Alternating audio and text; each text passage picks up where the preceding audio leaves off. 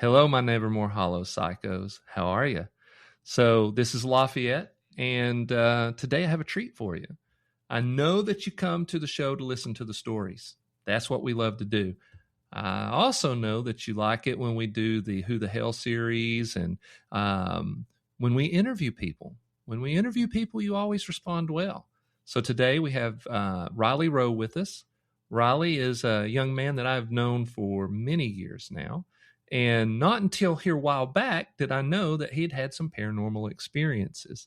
And Reilly, how you What's doing? up? I'm doing good, man. How are you?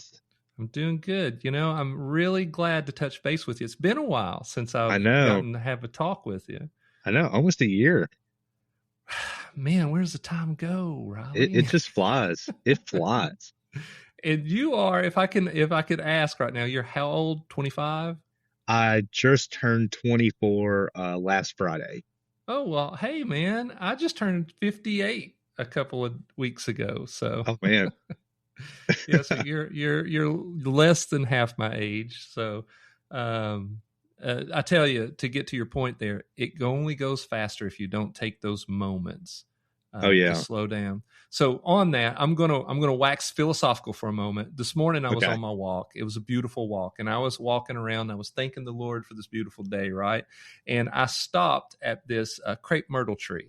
I walk in this neighborhood, and all my neighbors for a long time, I would walk up and I would sniff their flowers and stuff like that. And finally, one day, this guy comes out and goes, "Dude, I just need to know who you are because you sniff our flowers. Just Everybody in the sniffing on neighborhood calls you, flowers. yeah, we call you the flower sniffing dude." So, but I was sniffing the flowers that are budding on the crepe myrtle, and they were so fragrant, right?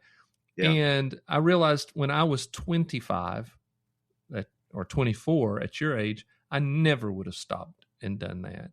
And I was Yeah. thinking as I was doing that, man, what a beautiful fragrance in a beautiful morning with the rays of light shining through the canopy of the trees around me. You know, that that needs to be something that everybody gets in their minds to do. Oh yeah. I think, with us as people and, because we're all faulted, I think we tend to get caught up in the busyness of life. You Yeah. know, of course, I'm only 24. I have so much more life to experience, but ever since I've been 18, getting out of high school, it's only been life is moving faster and faster and faster. It's like over the past 6 years, so much life has happened. Yeah. Like I was telling you before we started recording, like we just took our youth group to Talladega for a youth camp, Yeah. and around the last night of our middle school camp, um, I was we were having praise, singing praises, and right next to me is this high school guy, Yeah. and we typically let high schoolers come to our middle school camp to be leaders and to kind of help in small groups and all that. And I was thinking about it. It's like this kid, I was his small group leader when he was in middle school, all the way Okay. from middle school until sophomore year, and I went to go to another church to work as a youth pastor in another church. And I just realized how much life has happened. He's like, oh, almost half a head taller than me, but it was Right. special. It was special, It was one Yeah. of those weird things where so much life has happened, but it's been good. It's Yeah. been quality life because we're here at the moment. We're both praising the Lord together, Yeah. um, and it just kind of put things in perspective for me. A lot of life has happened, but to look back on it, and be like, how life is good. It's good to live. It is. And and that's the thing. That's what I was getting at. When I was your age, I was I had gotten myself into a situation where I was an investigator at Yeah, 24, and I was very successful at it, right? yeah, And I was traveling the country. I was always on the go. Go, go, go, go, go. Now, at that time in my life, I was an atheist too. So, I just I didn't believe that anything worked together for good, and I didn't understand. I mean, obviously we value life no matter. I knew atheists who valued life, but it's different when you're a believer, right? right, So now that right. I'm trying to slow down and watch that life happen at a slower pace, if possible, and smelling those flowers, making those connections, reconnecting with people like yourself that I've not had a chance to talk to in a while because we've all been so busy. Yeah. That's the important stuff. And that's when you realize that whether it's sniffing that flower, seeing the sunbeam, or talking to a good friend, those are blessings. So, Yeah. good. Yeah.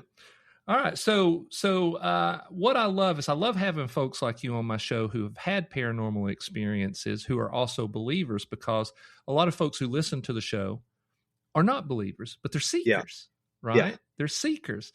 And what a lot of folks in I will say the American church movement, they do not want to talk about the supernatural, right? Yeah. They want to shy away from it. But I like it when I have folks like yourself on who you are a believer, and you also understand that because you're a believer, you realize there's a spiritual realm, Yeah. There right? has to be. There is, and that it interacts with us. It tries to influence us for the good or for the bad, depending on which side of that paranormal realm we're talking about. So I think it's great when we have folks like you on here, because Christians in the media are painted as fuddy-duds and, we're such a rigid mind, when no, we have very flexible minds, Yeah. and we are not fuddy-duds, right? We love to laugh. We love to do things communally, and we're open intellectually to have conversations about things, especially Yeah. the paranormal.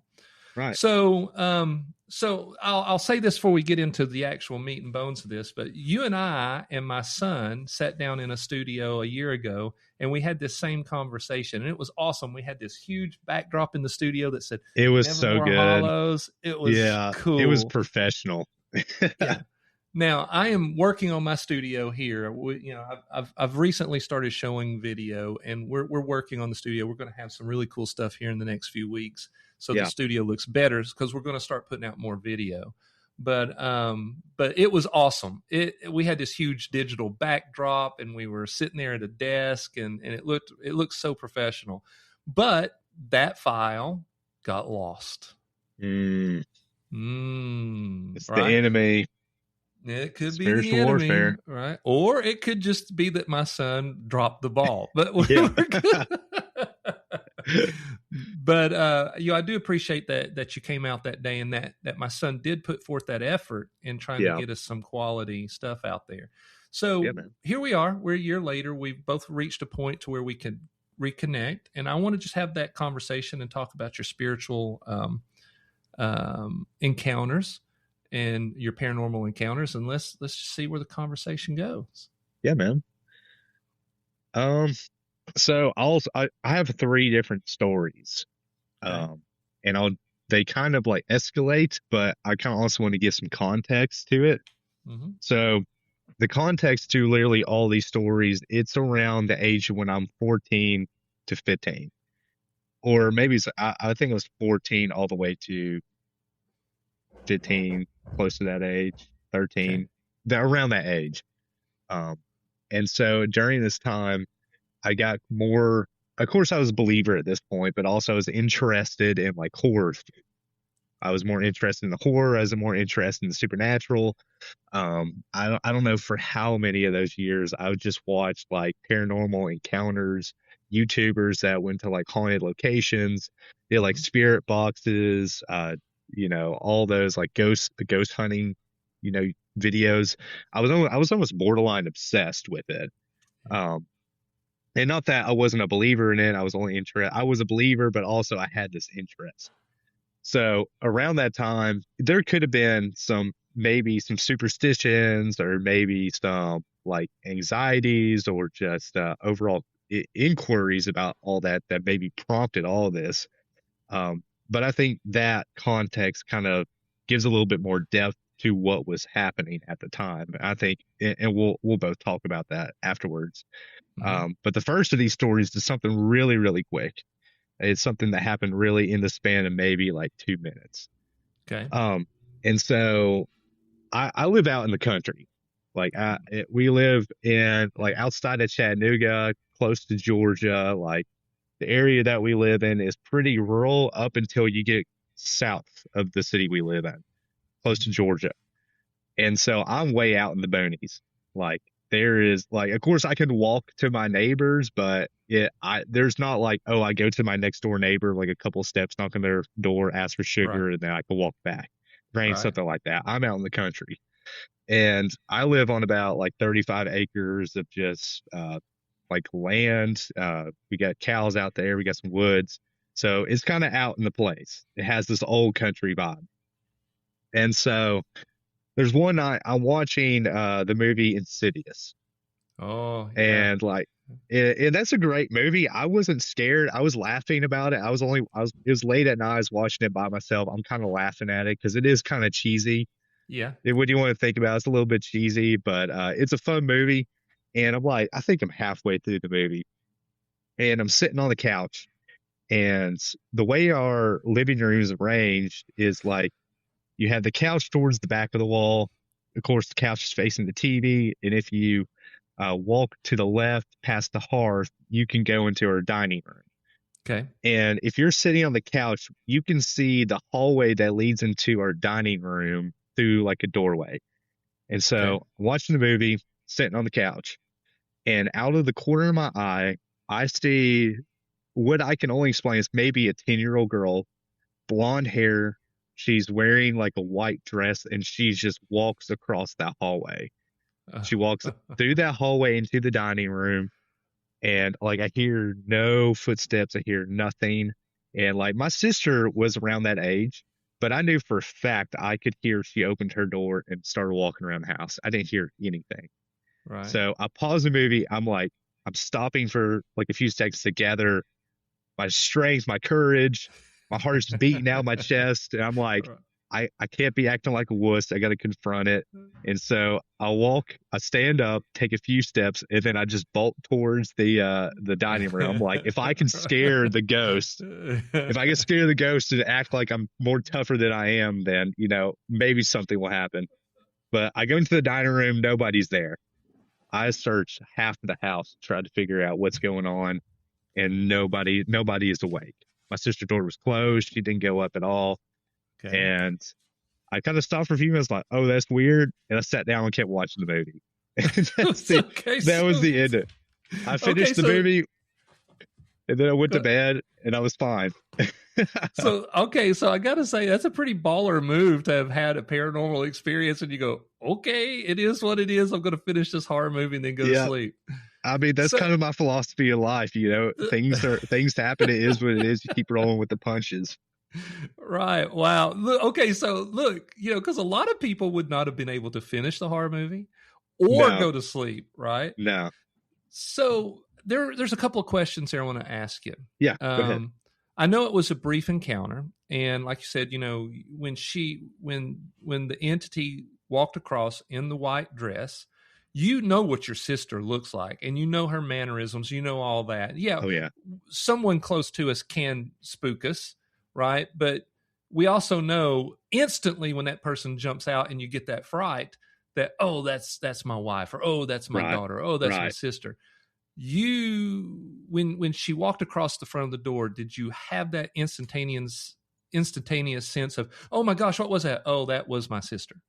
No, I know you're talking about, like, there's some people that you just are familiar with, and off brief, you know, glimpses, exactly, oh, that's my dad, that's Mhm. my, wife, that's my boyfriend, girlfriend, that's my cousin, sister, whatever it is.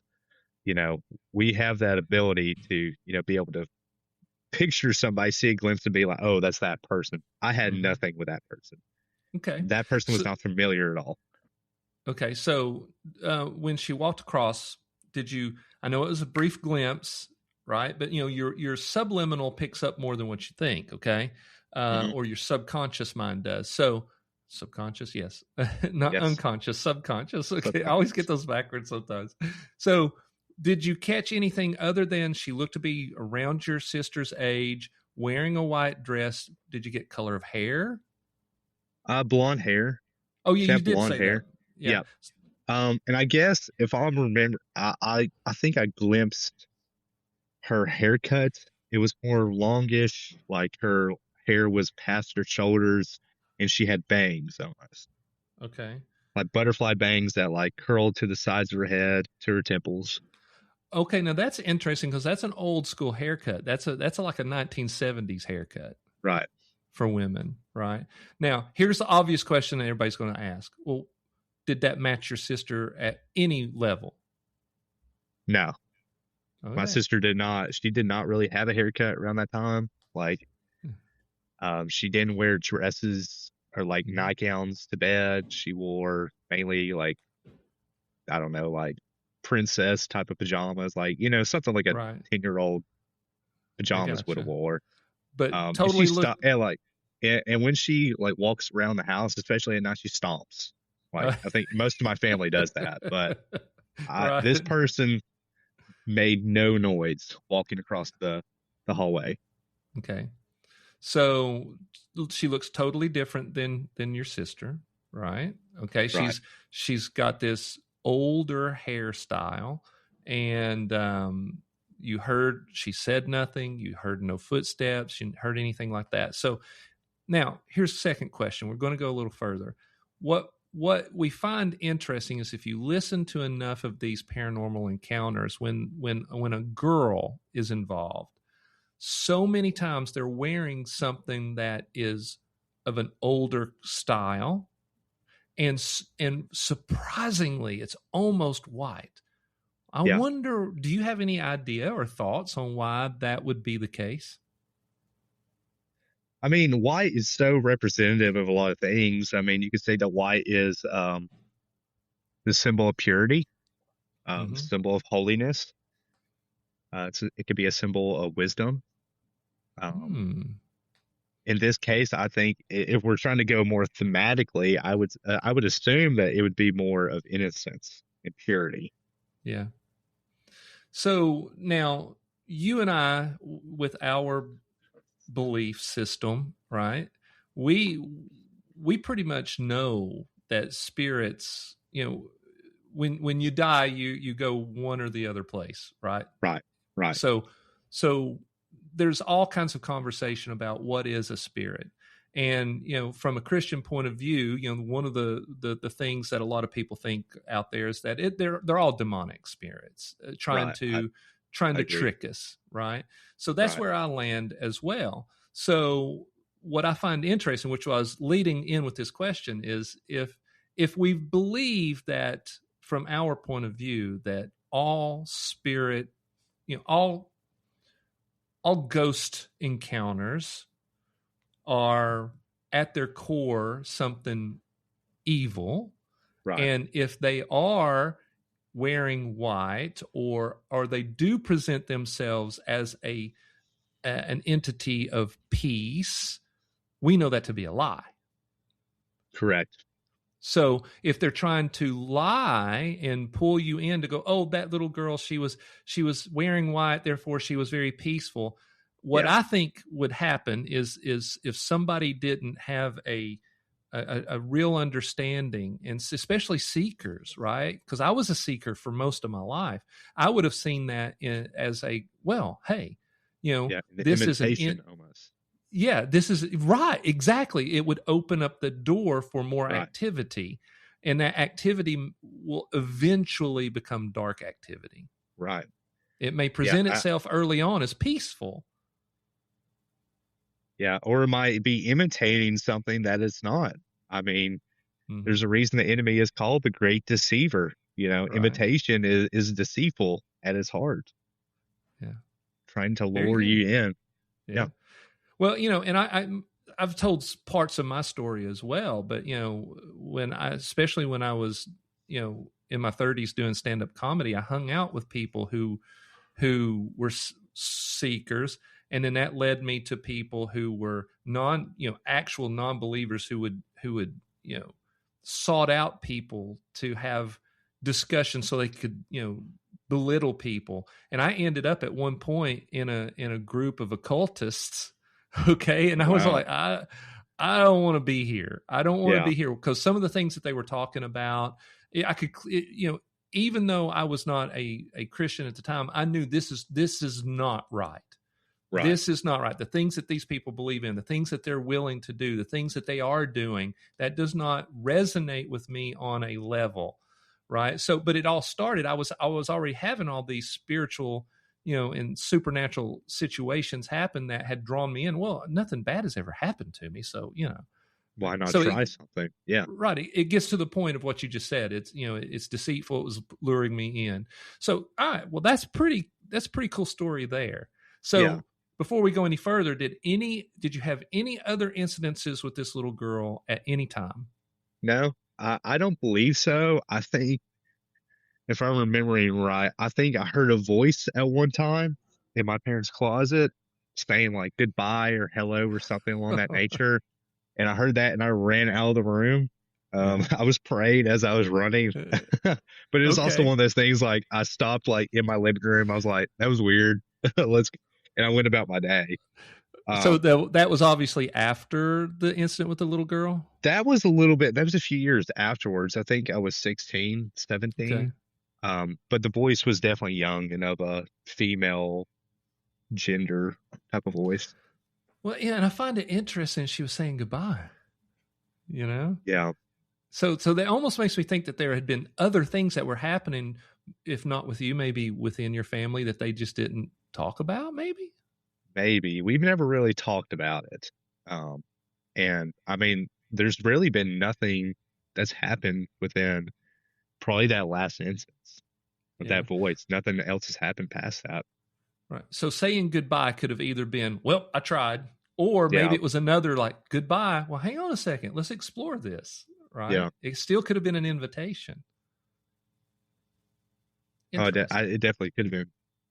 All right. So that's fascinating. All right. So now you said that was your first incident that you wanted to talk about. So now that you said they escalate. So the next one is an escalation from that. Right. The second one is definitely an escalation of more what I would say more like evil entity, demonic activity, whatever. The third instance is of the opposite nature, but um, I'll talk about that after the second instance. Mm-hmm. Um, and so the second instance was like I think like a couple months after the little girl sighting, the little girl demon, whatever it was. Um, and so I think I was sick. I think I was like a little bit sick this day. Nothing crazy like sinus stuff, whatever. I went to bed super early and I'm laying in my bed and for some reason I wake up like it's not really, I don't think it's sleep paralysis, but I was just staring at my ceiling. My lamp was on.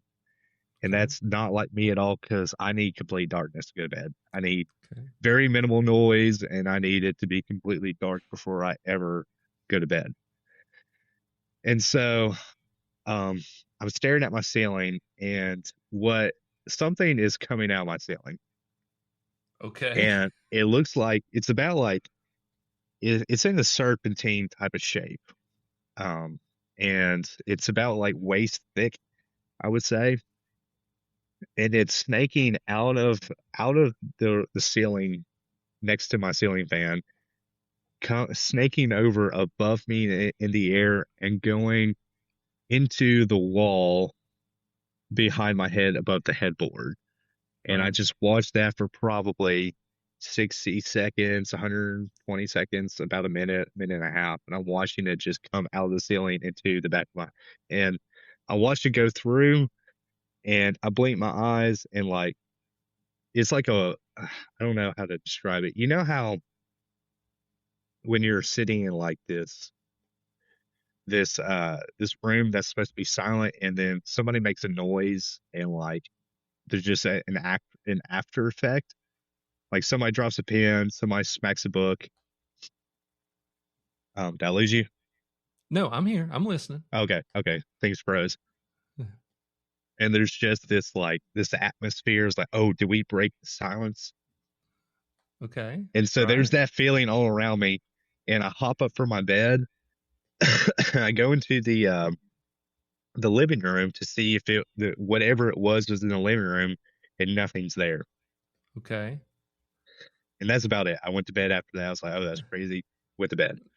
Okay, so we're seeing a theme here, and I want to say before I talk about the theme, I want to, which is a funny theme, I want Yeah, to say that this is the only you and I've only talked about this twice. Once last year, literally at least 12 months, maybe 13 months ago. Okay, right, right. and today, and both of these stories that you've told me are exactly the same. They haven't changed. Yeah, Right. So now that lends validity, from a man who was an investigator for 20 years of his life, right? If your story doesn't change, that's an indication that the story is true. Now, I know yeah, you and I trust you, so I believe you anyway. But for those of you who are listening that don't know Riley, he told this same exact story without any details changing last year. Now, yeah. the theme, Riley, either you're a very bold man or you're an insane dude. For both times, you're like, oh well, this thing happened. I'm just going to go about my life. I think I'm just stupid. I'm the one guy in that horror movie that just lives out of pure like a senselessness. I'm not even paying attention. Right, Walking and things are crashed around behind me. I'm like, oh, that's weird. right, right. It could be But that too. but I have to say, I've talked to a couple of people now. Sometimes when I talk to folks, and not all of those conversations have been published, but sometimes when I talk to folks, these moments are life changing for them, Yeah, right? But I think that they're in a place where their whole world was being challenged from a spiritual point of view anyway. Maybe they didn't believe in the supernatural, or maybe it exists.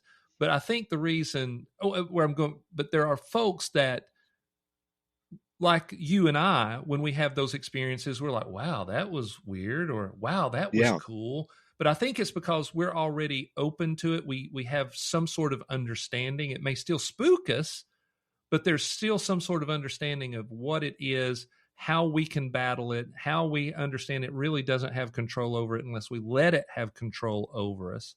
yeah, And I think that's why we can kind of at times kind of shrug these things off, because I myself have had experiences where I'm like, wow, that was yeah. creepy.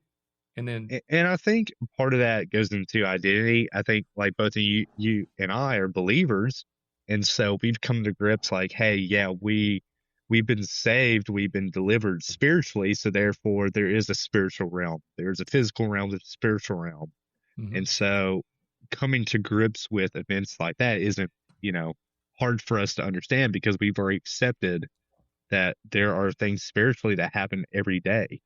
And right, some of those instances where you're like, we find they're either, vivid enough to remember or they're just, you know, things that might have grabbed our attention that might have been happening the whole time. right. Yeah, well said. All right, so we've got Ghostbuster Riley, who can see these things and go, okay, that's a little freaky, but I'm just going to move on about my life. Now Yeah. we move into this third experience that you had. Yeah. So this happened. I'm trying to remember the exact, I think I was 15 when this happened. And like I said, I live on a farm, live way out in the country. And in the middle of our field, there is this barn that we have. It's not there anymore. We tore it down, but around this time, it was in a state of disrepair. Things were falling apart. Things were coming undone. Like it was about to come down. And around this time, I also like was interested in just exploring. Around that time, I would like go in the woods that's in the corner of our property, hop the fence, and just explore the woods behind our property and other people's. I was wondering I didn't get shot. I'd be basically in people's backyards, just like walking around, exploring whatever. So I was really into exploring. And around this time where this incident happened, I was really interested in the barn. I wanted to see all the stuff that was in there. The people that owned it previously kind of used it as a storage space, so there was a lot of their junk through it. And so I guess I was mainly interested in just, looking through their junk. And so I'm over there and I'm kind of just hanging out in the area where the there's this kind of I forgot what it's called. Um almost an awning. It's in a barn. You have basically like this bridge almost that connects the two sides of the barn that you can walk over. Usually there's Yeah. stairs to go up to like a third story, whatever. Yeah. Um, and this was kind of half of it was on the ground, the other half was being suspended by a beam that was rotting. And so I'm hanging out in that area, and for some reason I just had the idea to start hitting the beam. It's like maybe I could help this fall faster so we can justify tearing it down. So Because I had already let me interject. yeah, Right. How old yeah. are you at this point? I think I'm 15 years old. So as teenage boys will do. Okay, so go ahead. Yeah, I was just being destructive for no reason. And so I'm hitting this and I hear this little crack. I'm like, Okay. oh, that's weird. But I paid it no mind, start going at the beam again, being destructive, like just having fun breaking something, and hear a crack again. I'm like, that is weird. And around this same time, I hear what sounds like my dad's voice over by the house, yell my name. Goes Riley, and I run out of the barn, go up to see if he's checking up on me, whatever. I don't see him at all. I'm like, oh, that's weird. So I go back into the barn, start hitting the beam again. And so the voice again is like in the shop area that's close to the barn, not as far as the back door, but almost like a halfway point between the house and the barn. Hear my name again. And so I go out to check on it, nobody's there. And instead of like getting spooked, I'm like, this is just weird. I don't know I don't know what's going on. I thought I was hearing things. Right. What I just paid it no mind. Go back to hitting the beam again, and at this point, I hear my voice. Not my voice. I hear that voice, but it sounds nothing like anybody know. But it's a man's voice. Say my name right outside the barn, and I Okay. turn around to see what's confronting me, and there's nothing there. But I'm like, there's like that little voice that's in the back of your head. It just told me to run. And so I start sprinting and I hear things crashing all behind me and things are just chaos going behind me. And I just hear this loud boom. And so I'm outside the barn at this point, look behind me, and the overhang that I'd been hanging out in the beam on was on the ground. And I Okay. looked all around the barn. There was nobody there. And I was like, oh, I just survived something. And Yeah. then I went up to the house. I was like, Dad, were you yelling for me? He's like, no, dinner's ready. So I chalk that up to be divine intervention of my Yeah. own stupidity. Well, and I'm glad you said that, because the question I wrote down as you were talking, right, is there were a couple of differences, because we just in our way we defined ghosts as at their core a demonic influence, Yeah, right? That's trying to trick you. Well, in those first two experiences, you felt, there was concern, right? right. Even fear, right? But Yeah, in this uneasiness. situation, you didn't feel that, you know. So we have to categorize this. We have to hold true to our logic here. We have to go, well, you're saying what you already did is that it was divine intervention. And it first used your dad's voice to try to lure you out. And when that didn't work, it just gave you a totally different voice that you Right. paid a little bit more attention to in that moment, because you're like, well, that's just dad hollering at me, versus, oh, there's some dude yelling at me Yeah, that I don't know, that I need to take heed about. So wow. Okay. yeah. I mean, in this voice too, like it wasn't like a chastising voice. It wasn't a voice that was angry. It was more of a concerned voice, like going Riley, Mm, something like that. mm, Nothing that was in the realm of like, oh, I'm in trouble. Oh, I need to be afraid. Is oh, I need to pay attention. right. Well, that is the best story of all, if you ask me, because you and I, we love spooky stuff. We both Oh love yeah, horror, and we also believe that there's a plan for us. God tells us, "I have a plan for right. you," right? So I think in that moment, you were doing stupid stuff that boys do. You're Yeah. about to get squished. And I think that was God going, hang on a second. I really got something I need Reilly to do, Yeah. in his future. And he's being a dumb butt right now. And I'm going to do what I can. Now, obviously, there's other ways he could have done it, right? We believe that. There's Oh, so yeah. many ways God could have lured you out of there, but he chose that story, that thing to happen to pull you out. And who knows, that may be part of the reason he pulled you out, so you could tell this story right here Yeah. today. Yeah. I definitely think that was not an accident. It was not an Yeah. accident. It was so vivid, I don't think I could ever forget it. Right. Wow. I mean, great stories, two spooky ones and one that is, full of hope, right? Yeah.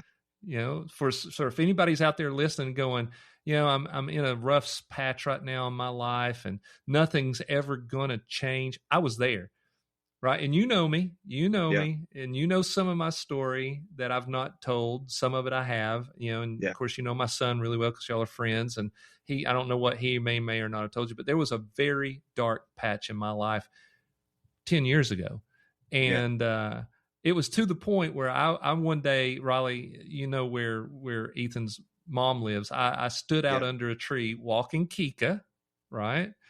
And I was like, Lord, take me now. Just take me. I'm so miserable. Right. And now here I am 10 years later, and I'm in the best place I've ever been in my whole life. Right. Mm-hmm. So I Yeah. say that to go, it dovetails into your story there of going, you were pulled out of that for a purpose. Right. So you can't give up hope. There is a purpose. Things do change for the better. It may get dark, but there's always light at the end of that tunnel. Yeah. There's always the option that God's going to pull you out of that barn that's about to collapse on you because you're doing stupid stuff. He's being stupid. Yeah. I think that's kind of cool too, the way to view God. He's a storyteller. He loves stories. Yeah.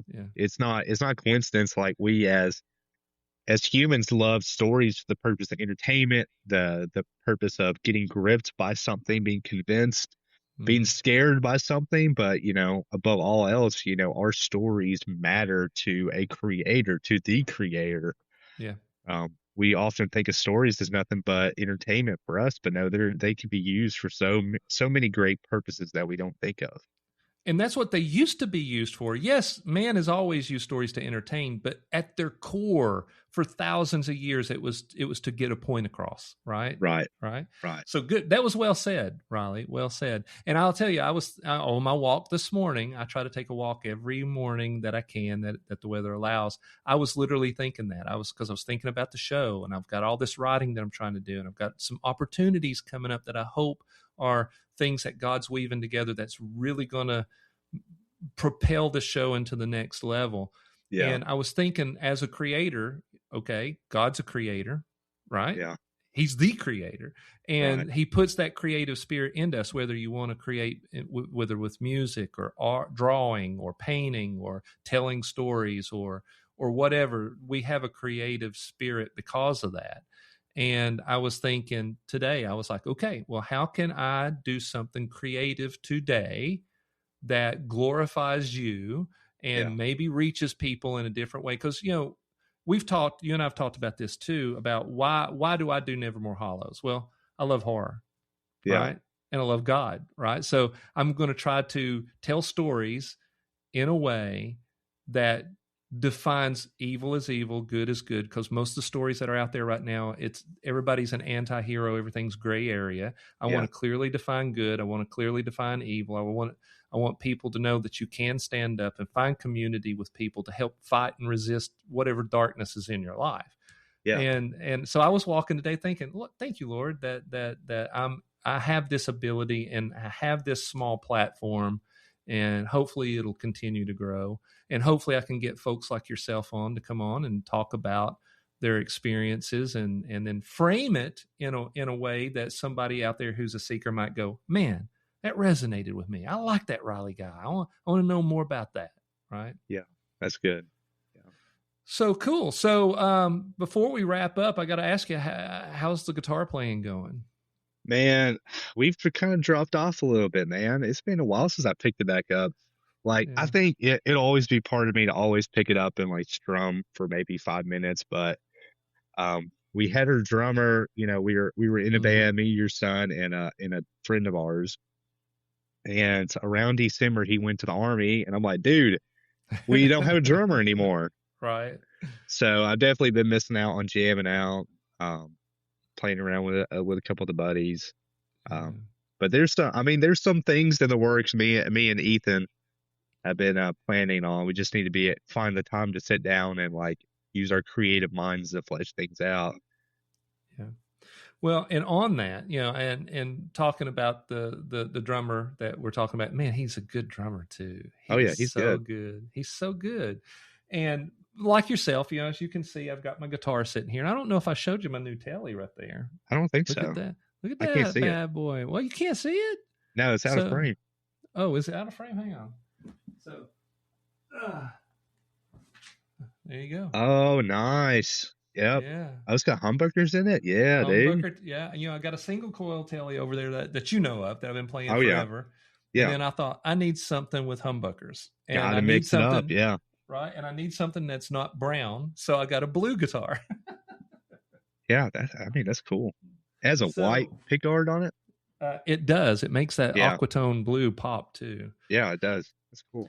Well, I'll tell you this. I don't know if I sent this to you, but last summer I put a band together with some folks that are at the Sweetwater Baptist Church, and those Uh-huh. dudes, man, they love Southern and punk rock stuff, Oh right? yeah, So I put together a band, and we recorded. In the show we've got the Unpretties, right? yeah. Well, we recorded "Sheena is a Punk Rocker," right? You And I put did? it out, yeah. And we Oh, put it that's out on our cool. Patreon.